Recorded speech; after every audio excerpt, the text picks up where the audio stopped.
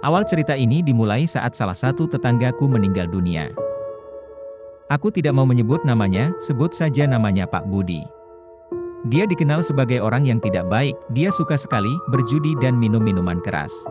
Bahkan aku dengar dia suka berpelesir ke rumah bordil. Kelakuannya yang buruk seperti itu didukung oleh kekayaannya. Dia memperoleh harta yang begitu banyak itu pun dari perbuatan yang tidak baik, yaitu dengan cara meminjamkan uang dengan bunga tinggi. Entah kalian mau menyebutnya rentenir, lintah darat atau apapun. Saat ia meninggal, semua warga tidak ada yang mau ke rumahnya, tetapi saat melihat istrinya yang menangis meminta tolong, dari salah satu kiai menyarankan untuk menolong sesama muslim. Meski aku kurang yakin kalau Pak Budi itu muslim, karena aku belum pernah melihatnya sholat. Akhirnya para tetangga bersedia menolong. Kegemparan terjadi saat ingin membungkus mayat Pak Budi. Kain kafan yang sedianya ingin membungkus tubuh Pak Budi, tidak mampu menutupi seluruh tubuhnya yang tambun. Akhirnya mereka membeli kain kafan yang lebih lebar, tetapi tetap saja tidak muat. Setelah ketiga kalinya tidak muat juga saat itu hidungku sudah mencium bau busuk dari tubuh Pak Budi. Akhirnya salah satu pelayat menyarankan untuk mengganti kain kafan putih itu menjadi warna hitam. Entah ide gila itu terinspirasi dari mana, tetapi ide itu berhasil. Tubuh Pak Budi bisa dibungkus dengan kain kafan berwarna hitam itu dengan sangat mudah. Seakan-akan itu adalah kain kafan yang sangat pas untuknya. Saat semua pelayat sibuk dengan keranda yang belum datang, apalagi saat itu hujan deras. Aku masih berdiri di depan tubuh Pak Budi yang terbujur kaku di atas dipan.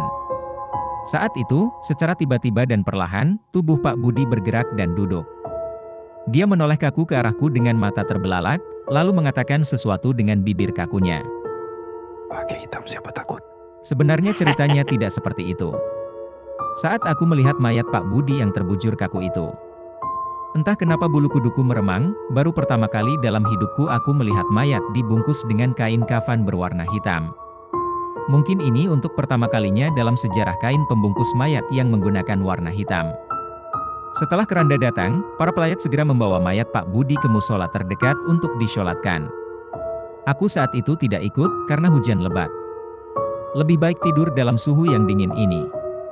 Saat tiba di rumah, semua orang tidak ada karena mereka semua pergi ke rumah duka untuk membantu. Aku mulai merinding lagi, entah karena dinginnya hujan atau sebab lain. Akhirnya aku memutuskan untuk ikut pergi ke kuburan bersama ayah. Beruntung saat aku kembali ke musola, iringan para pelayat sudah bersiap berangkat. Aku lihat di depan, keranda yang membawa tubuh Pak Budi diangkat oleh 10 orang yang terlihat sangat berusaha keras untuk berjalan. Seakan-akan mereka mengangkat beban yang sangat berat. Di tengah jalan, banyak dari mereka yang membawa keranda itu meminta bantuan pada pelayat lain untuk menggantikan mereka. Tiba di kuburan, sesuatu yang mengejutkan terjadi. Kuburan Pak Budi belum siap. Menurut para penggali kuburan yang berjumlah 5 orang itu, mereka sulit menggali karena tekstur tanah yang keras, meski saat itu turun hujan. 6 cangkul sudah jadi korban, dan 3 lokasi berbeda sudah digali, namun hanya bisa menggali dengan kedalaman setengah meter saja. Akhirnya kiai yang memimpin rombongan meminta semua untuk berdoa sebentar. Setelah itu menyuruh untuk menggali lagi. Tak lama kemudian satu lubang kuburan telah siap meski tidak terlalu dalam namun cukup untuk mengubur mayat. Masalah lain timbul saat tidak ada seorang pun yang mau masuk ke dalam liang kubur untuk menangkap mayat Pak Budi. Dan hujan yang turun sejak tadi mulai menderas, beserta suara petir yang semakin keras. Akhirnya mereka berencana untuk memasukkannya dengan tali.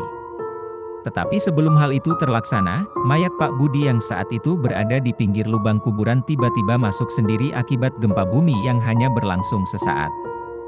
Bunyi yang keras menyusul sesaat setelah mayat Pak Budi jatuh. Akhirnya para pelayat tanpa berkata-kata lagi langsung menguburkan mayat Pak Budi. Setelah itu Pak Kiai langsung memimpin doa terakhir sebelum para pelayat pulang ke rumahnya masing-masing. Seminggu belum berlalu sejak kematian Pak Budi, tetapi kabar tidak sedap telah beredar. Para tetanggaku menceritakan bahwa mereka didatangi oleh hantu Pak Budi dengan kain kafan hitamnya. Serta dengan wajah yang sangat menyeramkan, rumahku pun ikut menjadi korban dari hantu Pak Budi. Tetapi beruntung aku tak melihatnya, hanya orang tuaku saja yang diganggunya. Baru setelah kabar itu beredar, keluarga Pak Budi menyarankan untuk tidak menceritakan perihal hantu Pak Budi pada siapapun. Akhirnya hantu Pak Budi tidak muncul lagi. Sebulan kemudian, aku pergi keluar kota untuk mengunjungi temanku. Aku bercerita padanya perihal Pak Budi. Alasanku menceritakannya pada temanku saat itu karena sudah sebulan hantu Pak Budi tidak muncul.